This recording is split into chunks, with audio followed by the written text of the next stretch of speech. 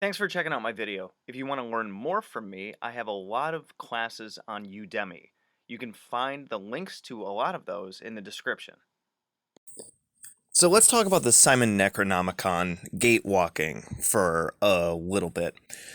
So, as you may or may not know, the Simon Necronomicon Gatewalking, at least the first initial phase of it, is the 7 gates that go along with the classical Chaldean planets that associate themselves with the Moon, Mercury, Venus, the Sun, Mars, Jupiter, and Saturn. And of course, you have Ganzir, which is the underworld vis-a-vis between Jupiter and Saturn.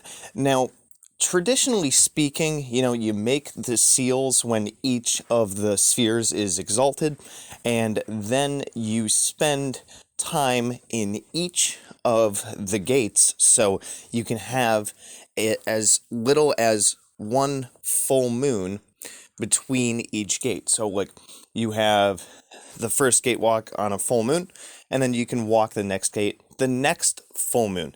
Now, when you do a gate walk, you're attuning yourself to the energies of that particular gate that you're in, so it goes beyond the ritual itself, and the energies then influence both you and the situations and the world around you to, try to challenge the different strengths and weaknesses that you have and amplify on the strengths and then kind of attack your weaknesses to make you better. Now, this goes along with the correspondences of each of the planets. So if you look into astrology and stuff, you can get an idea of what the moon gate is like, what the Mercury gate is like, and so on and so forth. A lot of questions that I get, because I get emails and comments all the time, is, how long can I spend in each gate? And like I said, that's a minimum of a month. You can spend longer than that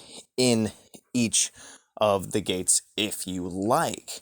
Now, here's something I thought of yesterday after answering such an email.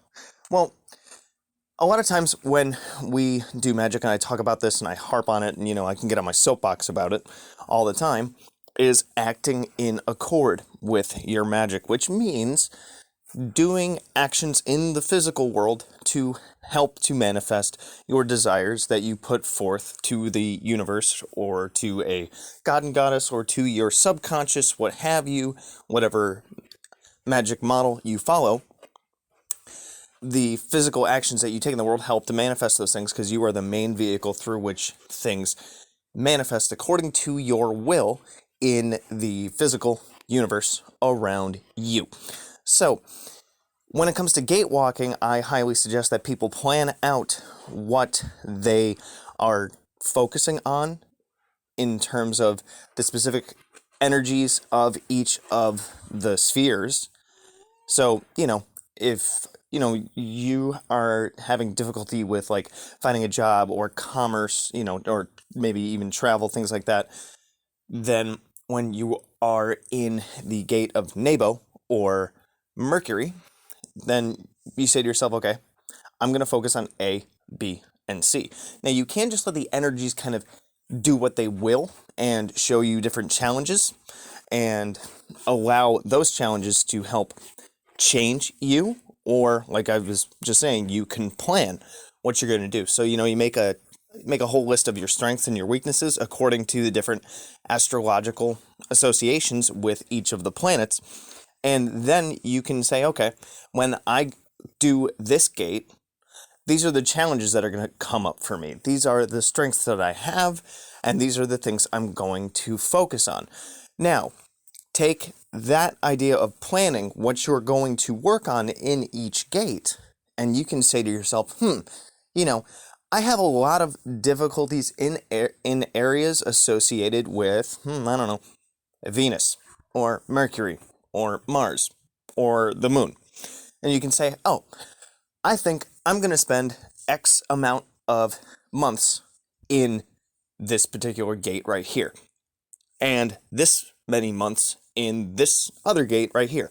So you can literally plan out you can schedule this whole gate walking thing where you say, I'm going to spend 2 months in this one, and 3 months in this one, and 6 months in this one, and a year in this one, you know, thus allowing you time to focus on particular things.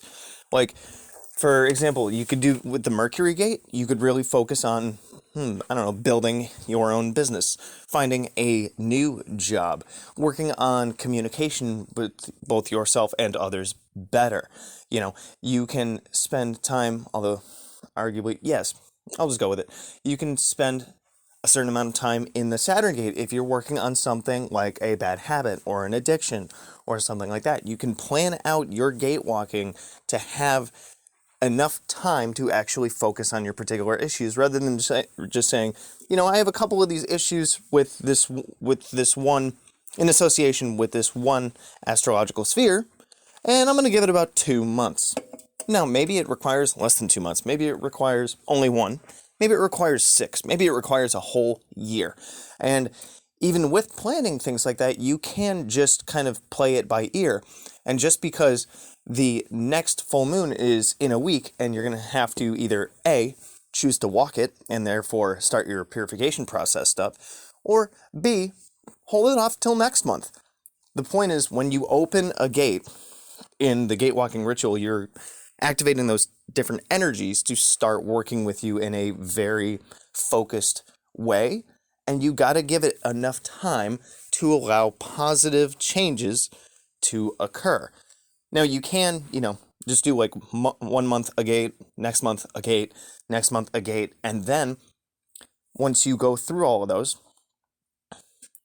you can just allow the particular issues and such brought up by one of the gates just kind of overlap, because it says in the book, I don't have it open in front of me, but I know that it says, like, if you are in a gate and an issue comes up, then when you go into the next gate, if you haven't resolved that issue brought up in gate A, it's going to continue into gate B. So just because stuff came up when you were in the Mars or Nergal gate, it doesn't mean, oh, that's gonna that's gonna lay low once you go in, once you open Jupiter vis-a-vis Marduk. Hope you guys are understanding what I'm saying here. You can schedule your gate walk to thus have it done, or the first phase of it with the 7 classical Chaldean planets, done just 1 month, next, or you can stretch it out.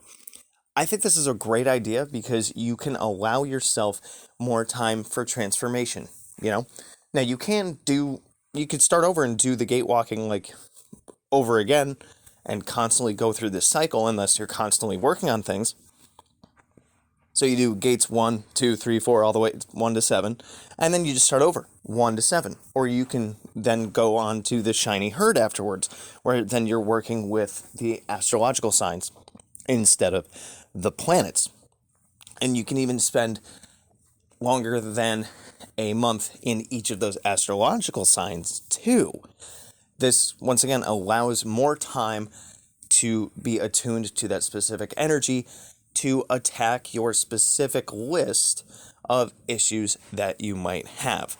So let me know what you guys think about this one. Also, if you're interested, I have a gate walking class on Udemy that goes over all of this stuff. And, or if you want to work one-on-one with me within the gate walking, so you go through the process exactly as it's intended to, I do teach people that. So feel free to email me. Good hunting. You can also find me on Facebook at Magickology YT. You can email me at priestofthenecro@gmail.com, and you can even check out my Instagram, which is Magickology. And good hunting.